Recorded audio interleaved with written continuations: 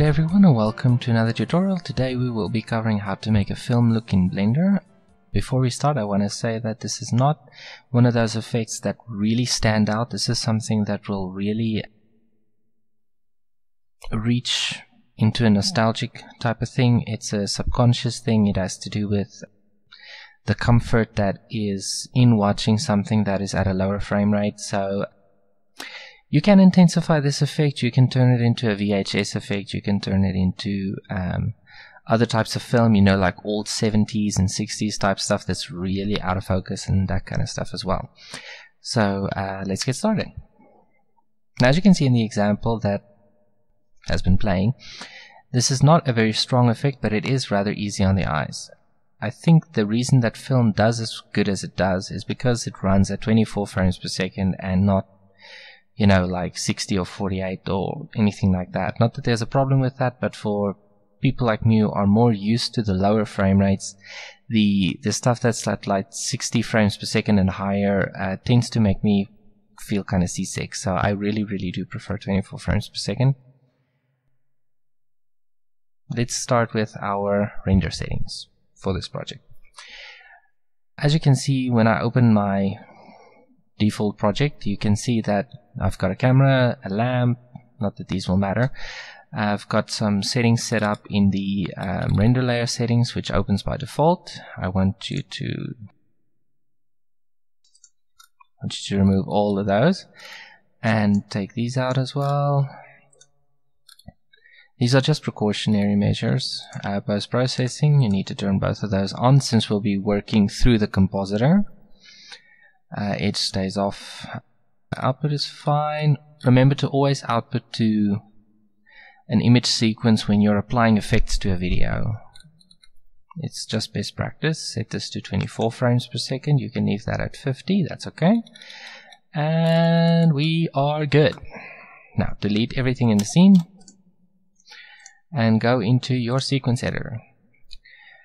Okay, now two things here. You want to click on this, which is the sequencer and a preview, which gives us a little window like that, and go here to view settings, it's your last one, and set it to 50.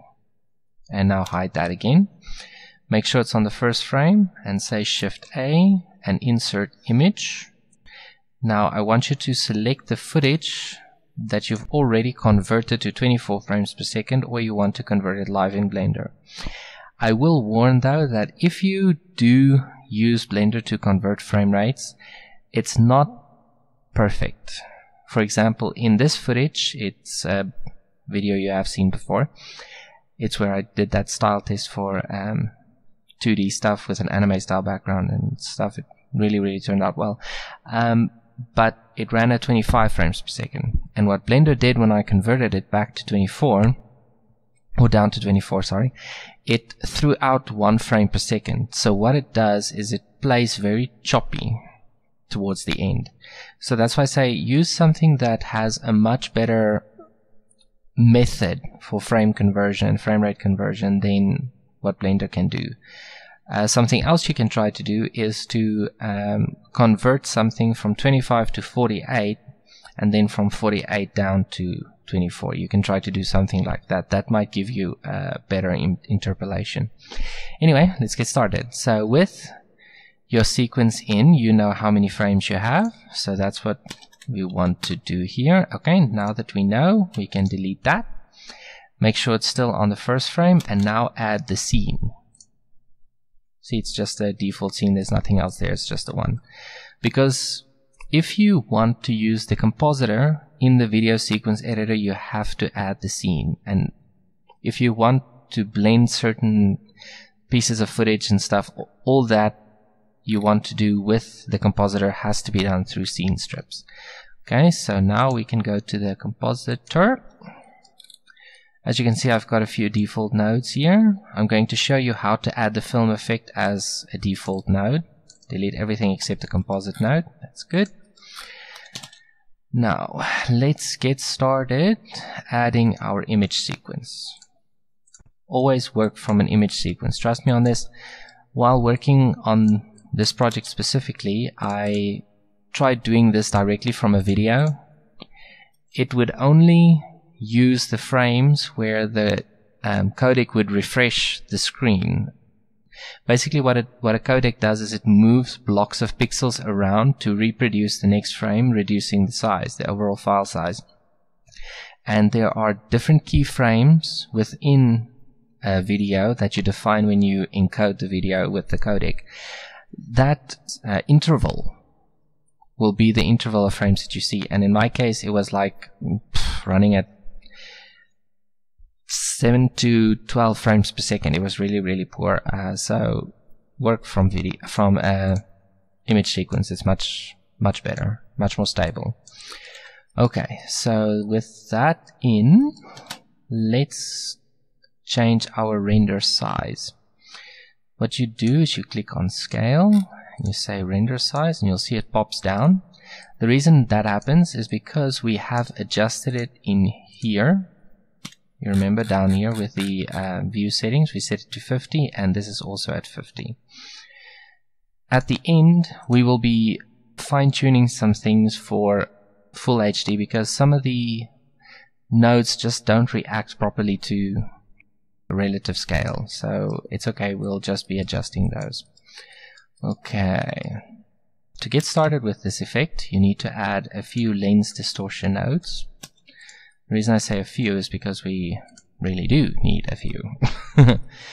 Okay, the first one is simply to add dispersion. Now, dispersion is basically that effect that you get around the corners of your render where the color starts separating a little bit. So let me show you what it does when the setting is rather strong.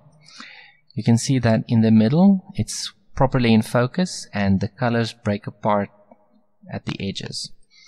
Now we only want this to be very minute, so that's why I use 0.008. It's barely visible. So if you were to zoom in, I use Alt V to do this. See, there you go. It's very subtle, but it is there. If you want to, you can use 9 instead, and then just press Z to center and zoom. That's nice. Now, because this effect tends to soften the image very slightly, I used to add a filter node that sharpens it a little bit, 0.075, just to sharpen it just that smidge, you know. That's all it's needed, just a tad. Okay, that's look good. And now we want to add a frame. The frame is so that everything that we do and use is organized. Because we're making this a default node in our default project, I want you to understand if you go into it later on to edit something, what does what. It's as simple as that. So let's call this one dispersion. Make it nice and big so that we don't struggle to add the nodes to it. Now select the two that apply, grab them, make sure the cursor is in the frame, otherwise it won't set. And there you go. Now you can move the whole lot with the frame. Okay, now the second one is for our film grain. So what I want you to do is I want you to add a mix node. This mix node is to create a white output. Let me show you why it's needed. If you use the viewer and you just add that, that's what happens. Absolutely nothing. Even though it's white, nothing happens. So you have to create a false white, if you will. Even if you keep that in there, see? It doesn't work. So let's place that over there. Now let me show you what this actually does. Let me zoom in. See, it creates a procedurally generated grain over the film. Now this is a color one. I don't want it to be color, otherwise it just looks weird. So what I do is I use a converter node. Let me just press Z to snap it back. And I make this very sharp. Let me just get it to be right about there. Okay.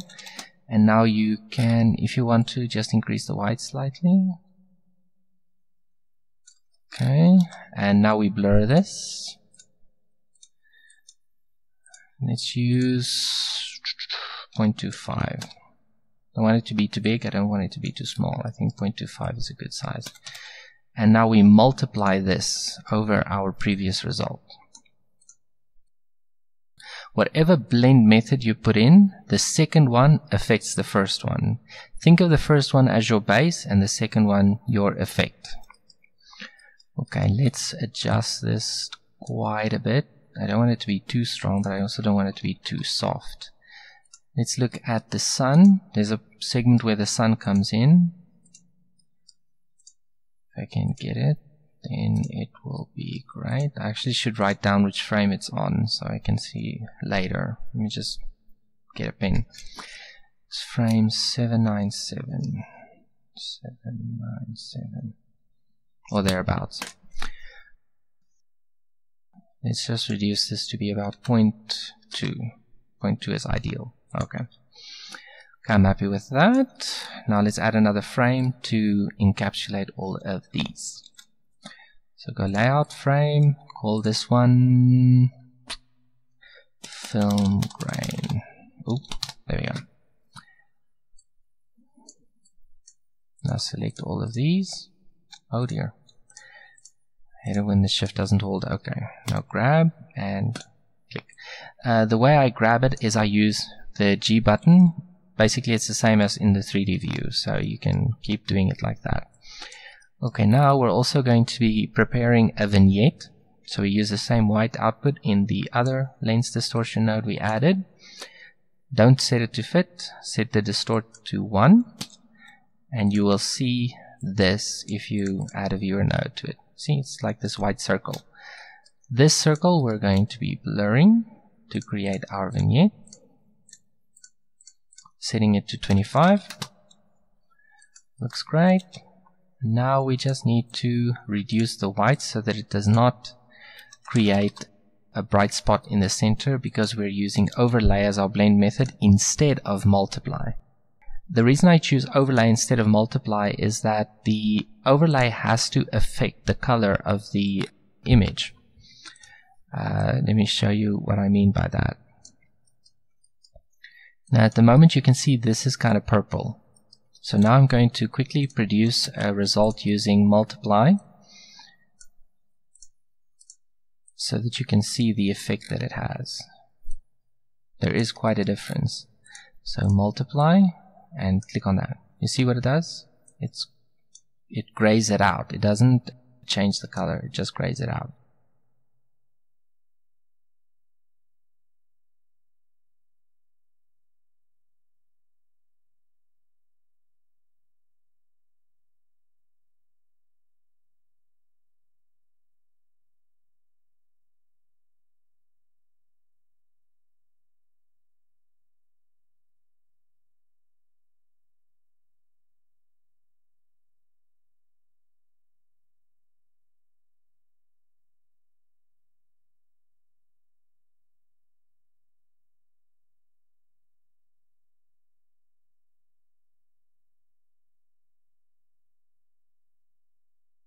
So let's make it about 0.35 and let's keep it at that. Since we already have a vignette, I don't want it to be too strong. Okay, that looks nice. Now let's group that one as well. Not group it, put it in a frame. We'll be framing them. There we go. Okay. Another thing I didn't mention yet is that it's important to clamp all your mix nodes, otherwise you get compositing artifacts. Basically that is when the output and the input do not really correlate very well, because the value exceeds 1, the image max value exceeds 1 or goes below 0. Some nodes don't respond quite well to that, so it's really important to get this right. So let's call this one overlay. That looks nice. Now what do we want to add? Oh, we also want to add a very soft blur effect. Basically all you do is you blur it quite heavily, not too heavily, about 0.5 should do the trick.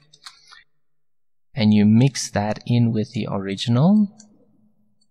You can decide if you want to add this part or not. I do, because I like a little bit of softness to the render. Let's add that in a frame as well. Oh dear. There we go. Quick blur.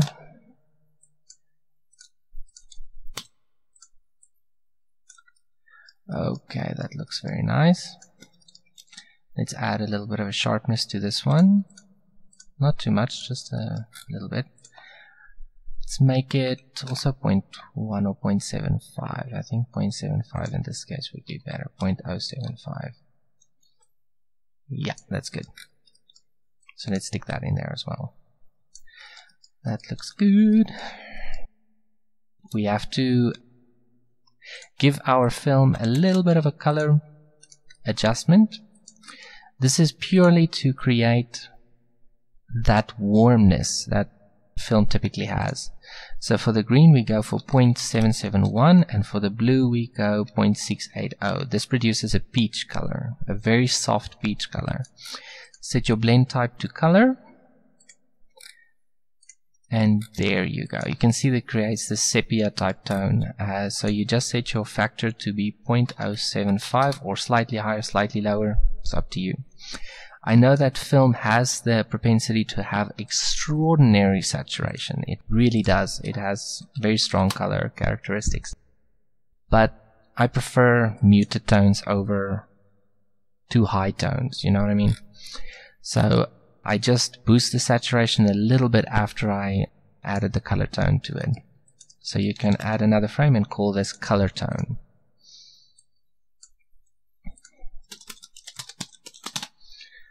Okay, stick that in there.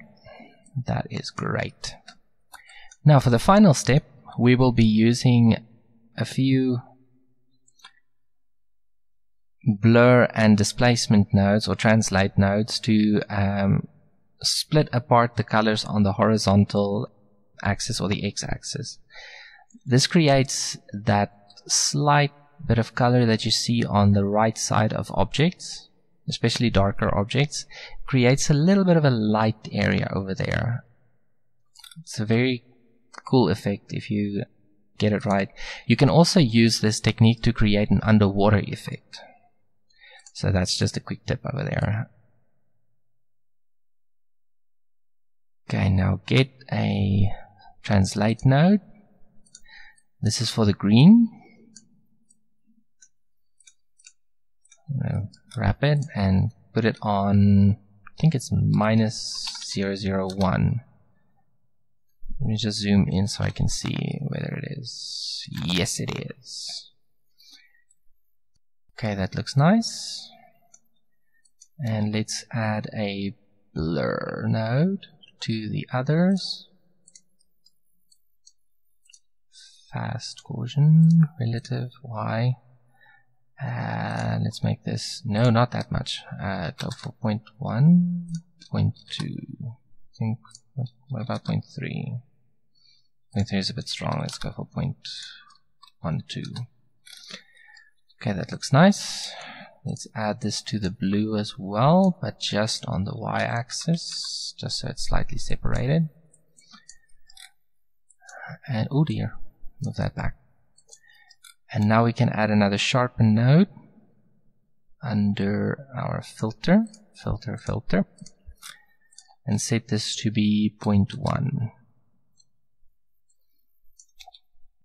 Now you can go mix, add your previous output, and just reduce the effect a little bit. It's not supposed to be too strong, but it's also not supposed to be irrelevant. So let's try making this 0.075 so we can make it a bit stronger. I think if we put it at 0.9 it should be good. Yeah. Okay, let's check that frame out again, 797. So let's try, go for a year. There we go. And you can see that even on the white we do have a slight effect there. So I just want to up the contrast of the film grain, just so that the white is strong but the black is also strong. I don't want it to be too weak and I don't want it to be too overpowering. Okay, that is great. Now we have to see whether it's responding correctly to our render. So this is where we have to up our resolution to check if everything is in place. Okay, now you can go back into the node editor and you can zoom out, just pressing V a few times. If you want to, you can increase the effect. You can see that there is a slight blurring there. Let's go to the first frame and see what it does. Zoom in.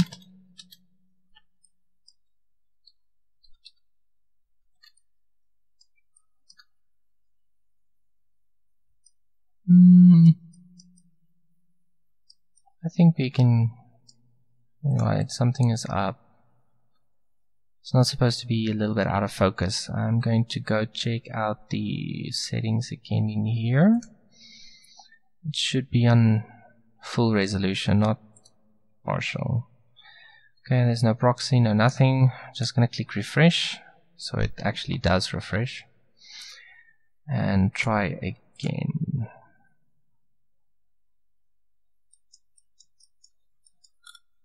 I've got an idea. Let's drop this node. Oh, no. The node's not the problem. No, it's not a problem. It's not the problem. Our problem is our composite node is not where it's supposed to be. Don't you just hate it when that happens? My mistake. It's not the program. Okay, with that, it's connected. Just want to make sure that this is where it's supposed to be. No, it's supposed to be over there. And this is supposed to be connected. Okay. Now it'll look right. Okay, and in our video sequence editor, it should also be right. If you press 1 and refresh, you should see it appear, the effect. There it is. Yeah, I'm happy with that. It's not supposed to be overpowering, it's supposed to be very subtle. And that's it for adding the effect. Now we get to the fun part, how to make it a group node so that we can use it later on. Let's just add this to a frame as well so we know what this is. Let's call this x-axis dispersion. X-axis dispersion. There we go. Big word. And this one too. So let's add that. Good. Now press C again to use this brush select and select everything except this scale node, the actual frames, and your viewer and your composite node. It has to be everything except those. And press Ctrl G. Now you'll see that you have two image output nodes here, connection points. I want you to delete the first one, the bottom one. And for the first one, just connect this output before you remove the first one. There we go. And now you can tab out of that. And there is your little group node for the film effect. So you can simply name this, let's call it film effect, and film effect, and of course film effect. I just want to see something quickly. I want to see if the sun actually shows the grain. I've noticed that in the previous attempts I've done at this tutorial, the film grain tends to disappear for some reason. So we will be multiplying it a bit stronger. I think I used 0.5 before. No, I did not. Let's go for 5. Let's go for 0.35.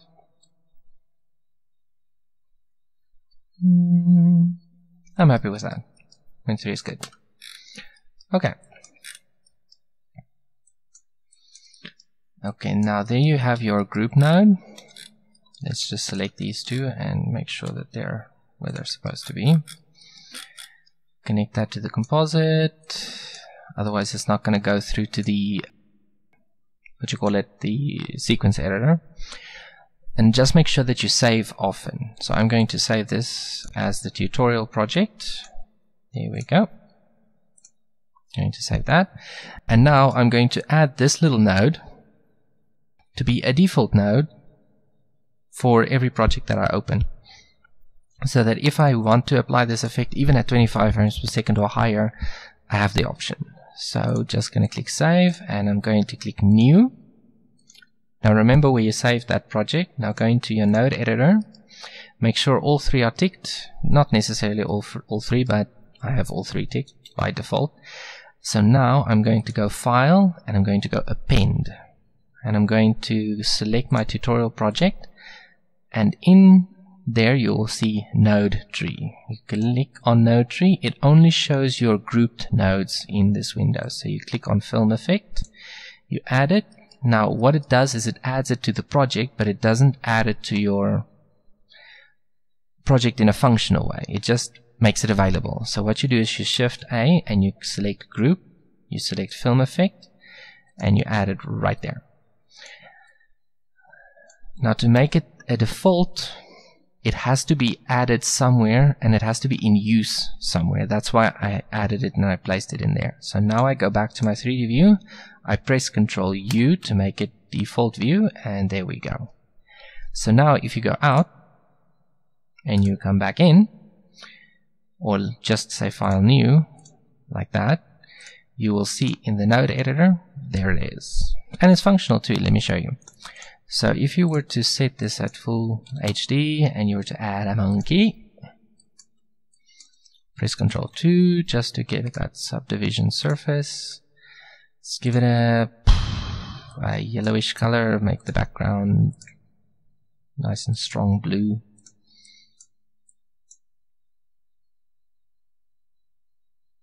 I think I have to adjust the view. There we go.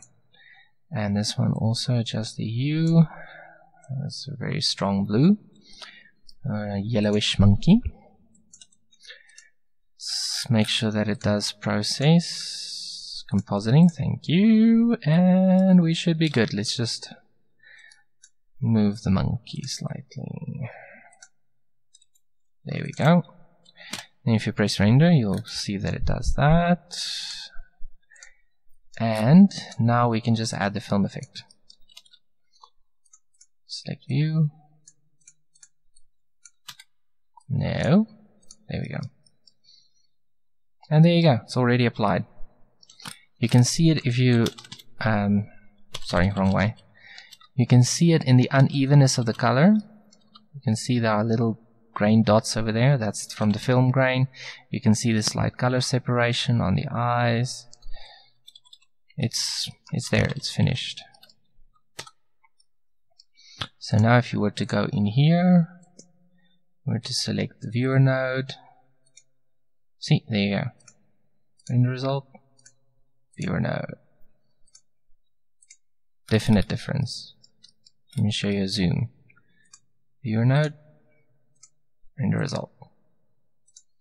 So you see, it's a very subtle effect that you won't really notice consciously, but you will definitely notice in your final result. So I hope this project is useful to you. I hope you can apply this to some of your projects in an attempt to create a bit of a nostalgic feel. And I hope you have a wonderful day. Have a great one, and God bless.